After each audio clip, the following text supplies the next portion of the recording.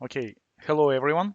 Today we are going to cover again, same as we did last night at our club meeting. We are going to cover entertainment industry, and specifically we're going to look at Walt Disney. Maybe for some people it's more convenient to do it online or in recording, so that's what we are going to do.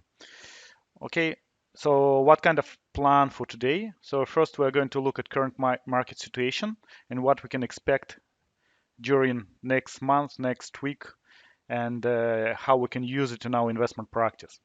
And the next, it's pros and cons of investing in entertainment industry. What do you need to know in general when you invest in an entertainment industry?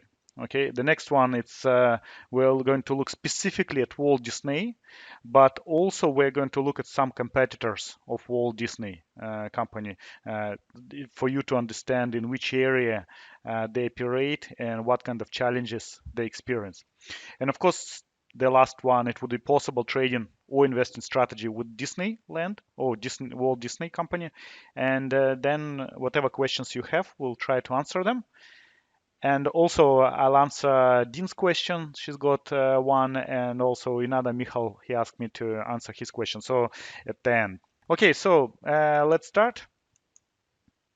Now, first of all, what can we expect from indexes? Now, for the last 2 years, we can see that indexes they are moving in a sideways, so kind of a parallel. Sometimes they have these couple dips. It's last September related to China, and then January to related kind of nothing. Nobody knew what was the reason for this fall, and after that it grew to the level of resistance and personally myself I expected that it would be some pullback. When I saw that I was happy about it, and but it didn't go all the way up, and actually it's broke through the highest resistance level, and now it made its first high. Now we can see that it's kind of at the moment for the last several days it touches previous resistance. So at the moment it's already support. Whatever was before resistance, now it's support.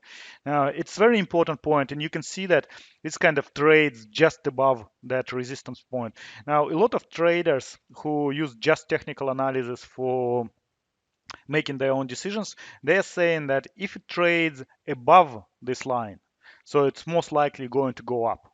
Now, if it was just testing it and it was trading under it, most likely it would go continue direction down. Okay, so we don't know because at the moment it's kind of testing water. So, and we can see also this is uptrend, and if you connect these bottoms, and it might continue towards that, but we can see that the highest points they're not growing as fast as lowest points. Okay, you have to take into so it's kind of forming a triangle, and if it holds this level, so we can expect first of all to go up or maybe to trade parallel to that.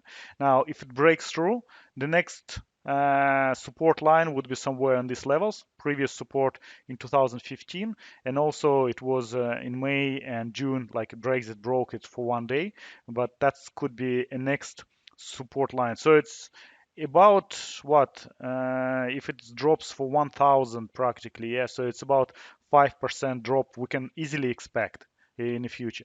Now next week we expect reports from Feds, and if they come up with something which what market doesn't like, it might affect the direction of the kind of whole index. Okay, it's Dow Jones. Remember, Dow Jones includes 30 biggest by capitalization companies.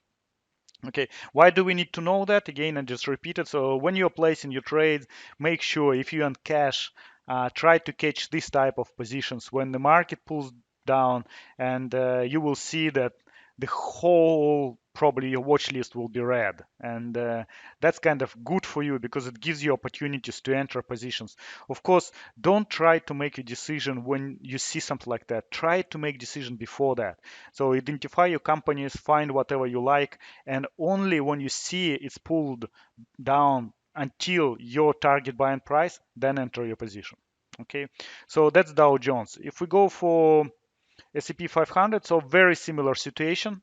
Okay, maybe it doesn't go exactly specifically, didn't touch the support of our uptrend. Okay, but again, if we see that index was trading parallel, and we can see previous resistance level, and now it becomes support. And again, for the last few days, it trades above that point. So pay attention to what is going to happen this week, and we will see if it breaks through. And if it breaks through, you might expect about 2000. So again, about 5% drop, a bit more, until this particular point. Okay, so that's S&P 500. It includes not about 500 companies, big, small, and medium-sized companies. Okay, which is good for us to understand. And then Compaq on Nasdaq includes 100 top technology companies. It's a bit different kind of layout, so it didn't actually. If we look at this type of level, probably it's somewhere here, but it doesn't go uptrend same as Dow Jones and S&P 500, but also it's went to its the highest point in history. Okay, and always pay attention to this type of situation because whatever goes up very often goes down, and when it goes down, it goes much, much, much faster. Okay, now imagine it's here several months took to get to this point, and then only 1 month to go down, and here it's practically 3 days, okay, for big drop. So expect something like that. Okay, the best way to enter position in this area when we see all oversold and everything like that. Okay, that's indexes. So if you have any questions about that, put it. If not, now Sergey Raut slide title average.